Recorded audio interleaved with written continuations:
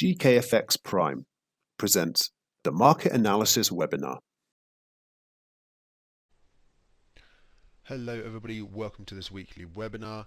Notice straight off the bat that Bitcoin's over the 12k level, so we'll be discussing that. Also a bit of a rebound in the US dollar going on, so we're going to cover some of those major Forex markets, and so that's the usual plan here. We'll go through some of the major currency pairs, also some commodities, gold and oil namely, Bitcoin and the S&P 500 representing the stock market. If there are some other markets you want us to cover, please drop a comment in the comments box on the video, and we'll make sure to cover that too. Any other comments, again, please let us know. We'll happily respond, and if you're enjoying the video, please click that like button, it really helps. Okay, so let's start with the euro dollar currency pair.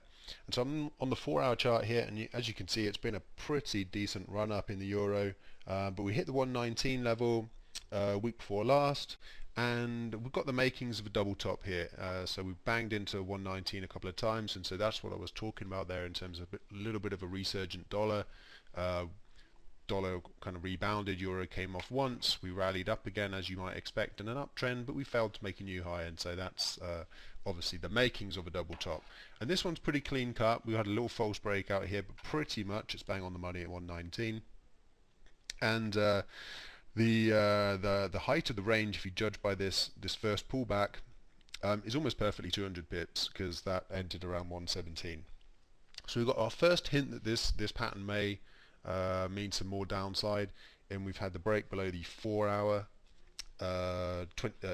the 20 period moving average on a 4-hour chart, and that has actually worked quite well in terms of it was the support before this rally really got going down here at the start of July, and then it's been it was the support for those for that correction, and then another little pullback thereafter. And then you can see here that we tried to get a bounce back on whatever that was, Friday, failed to, close below it, and now it seems like we're closing below it. We broke it as support and we're testing it as resistance at the moment. So not to say we can't pop straight back above it again, but just judging on the 119 level, a big run up beforehand. It's got the makings of the first sign of some sort of weakness here. So the confirmation of a double top will be a break of 117. Obviously, if you're looking for even more confirmation, it's a close below 117. And then what you typically try to do there is just target as a minimum the height of the pattern. So naturally, given it's 200 pips at the round numbers we know already, it's basically 115 that we're targeting into the downside. And there's a little bit of old support and resistance down there from this little peak down here. I don't know if we pull back, then you can see that pretty much it's that big range top that we broke. As you can see better on, if I pull out a little bit, maybe a bit on the weekly chart. This big peak here. Right, so we're trending down, had that big rally up, the crash in March, and then we finally surpassed that 115 level. We came up and touched that declining trend line that we mentioned a couple of times, and that declining trend line worked pretty perfectly. I think even last week I mentioned, did I mention? No, how would I have? It was the double top that we're looking at on this 4-hour chart is a tweezer top. On the weekly chart. So this is actually, zoom in a bit better to see it, these two matching highs with long wicks on the weekly candlestick chart. That's a that is a bearish reversal pattern. And the confirmation of that can either be the break below 117, which we've already been talking about as the second candle, or the extra confirmation is the break below the open of the first candle. The low, the open happens to be the same in this case. So that long-term declining trend line. If you remember it, last week's video, if you didn't attend, I'd invite you to go back. We were already talking about the fact that this level could end up being a top, because this was a nice flag pattern through here. I've taken it off the chart now, we've moved on, but the flagpole pullback, and then next flag took us up to these levels as well as a as a kind of target area. So a few reasons to think there might be a top here. Not saying the dollar, the euro is all counted out or anything, but we are due a pullback, and there's some reasons to think it could happen. Let's switch gears to the pound. When you'll see it's a very similar looking picture. Again, starting with this 4-hour chart, and you can see it's basically 132. Well, we didn't quite get to 132, 131.80, where we've peaked out, and the base is a little bit below 130. So similar kind of deal, where it's a 200 pip range, not quite as on the money as the euro, but it's 129.80, which is maybe the base, and 131.80, which is the top here. So looking for really for a break below 130. This is kind of a classic pattern at the moment, potentially emerging, where you have a big leg down and then some small body candlesticks. Typically it's 2 or 3. We're already into the 4th now, so that's not so good. And then you get another follow through down move here, and that would potentially take us through 130, and then again we're targeting that 200 pip range out of the pattern. And again, very similar deal with the pound and the euro, where the trend lines don't start in the same place, but we've still got these long-term trend lines that on the case of the pound, this is the 4th test, and I think that maybe this does actually eventually break to the top side. But on it, when you're looking at on a kind of short-term 4-hour potential top patterns, and they correspond with, you know, a multi-month downsloping trend line, that short-term pattern can work out, and we can still get a long-term breakout. Those two are not mutually exclusive. So there we have it, and so 200 pips below here, say this breakout does actually happen. Remember, it's not confirmed yet. Will take us neatly down to this prior area of resistance, which would turn into support. So that would all be pretty technically spot on where that ought to happen, which is probably a reason to think it doesn't. But keep in mind these. If we get a false breakthrough 130 and close up again, then this pattern's obviously not working out. That's often a good clue that we're going to have a big break to the other direction.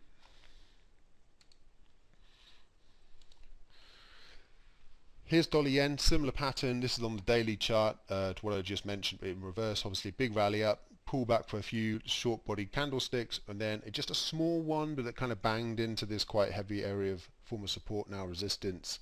But if we got some follow throughs to the top side, that again would be the dollar rebounding, similar to euro and pound turning lower, dollar rebounding against the yen.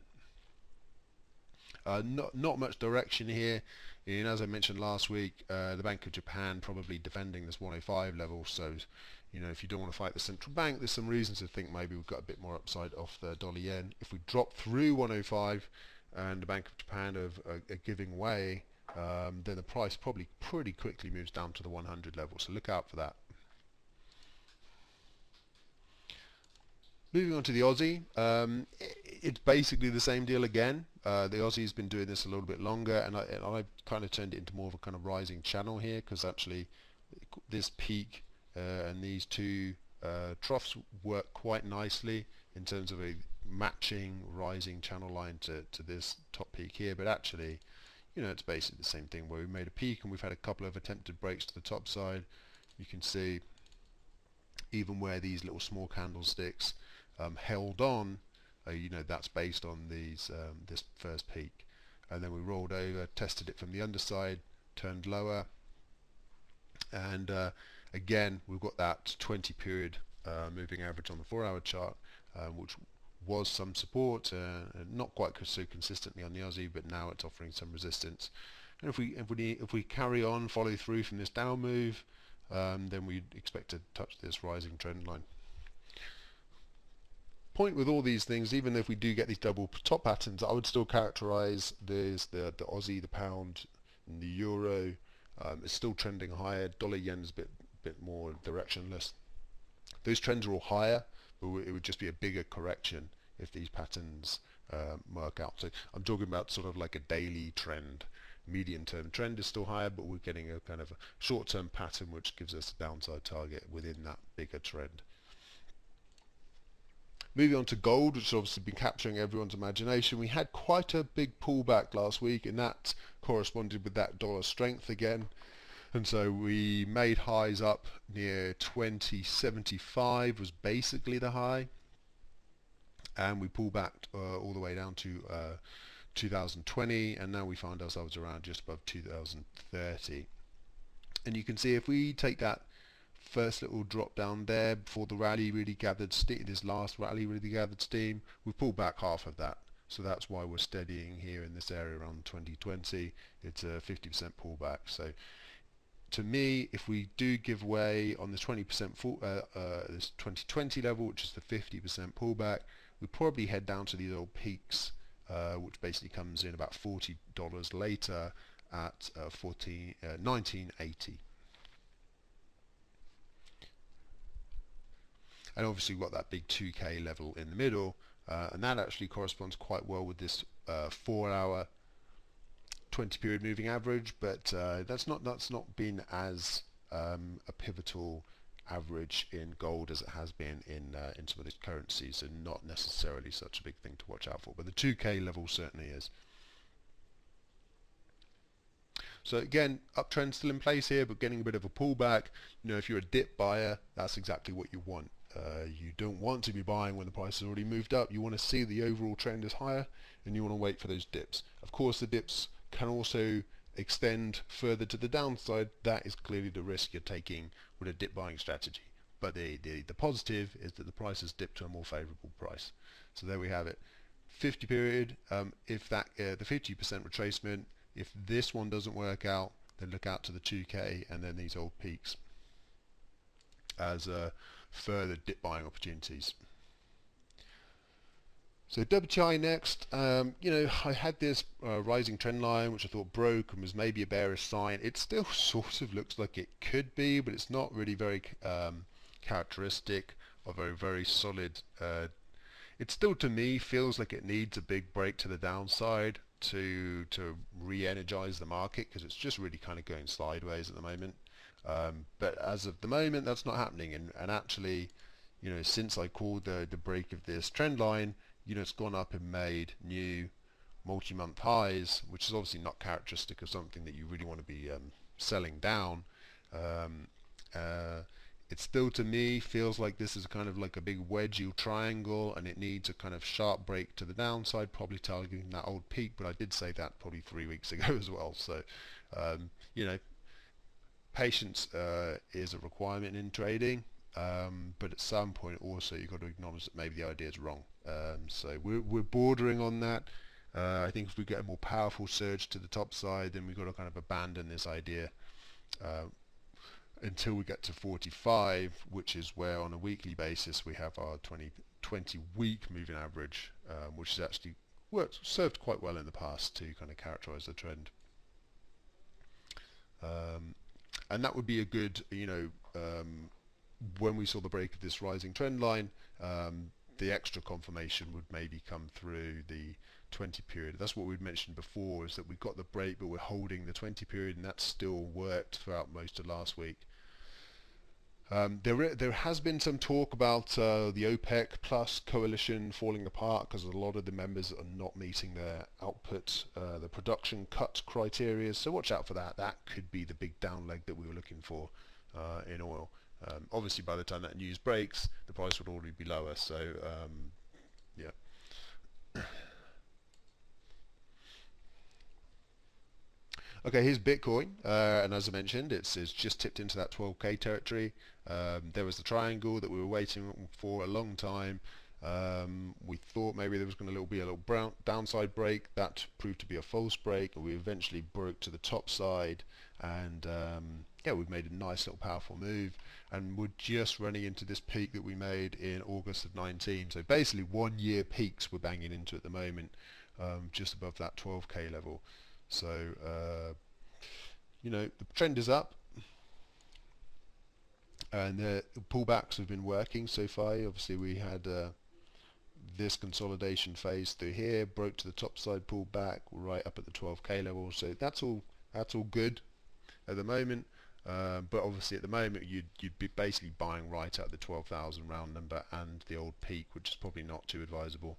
So you'd want some kind of volatility down to those old peaks again, or somewhere in that vicinity if you're going to try and dip by this.